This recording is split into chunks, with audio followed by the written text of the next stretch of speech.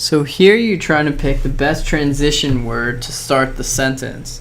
So let's read the sentence before, because that'll help us to see if it's going to flow together.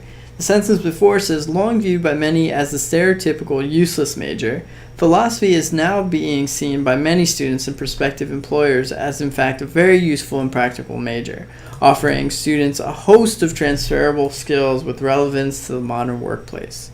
Okay? And then the sentence that we care about says, philosophy is the study of meaning and the values underlying thought and behavior. Oh, those are very, very different.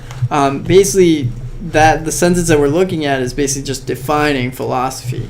So the original transition says, in broad terms, philosophy is the study of meaning and the values underlying thought and behavior. That's not a bad transition when you're about to give a definition, but let's see if we have a better one here. B says, for example. Well, you would only use for example if the sentence is an example of the idea that you just presented in the sentence before, and it's really not, right? It's just a definition of philosophy. That's not really an example of what they were talking about before. In contrast. So again, you would use in contrast when you're basically saying the opposite of what you just said in the sentence before, but a definition is just a definition. It's not really going against anything. So C is out.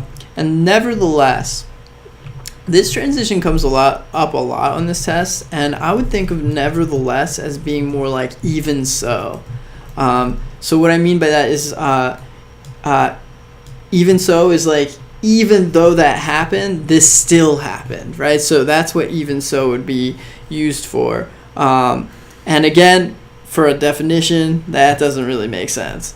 So it seems to me that you should just keep it the way it is in broad terms. That sets up the definition pretty well.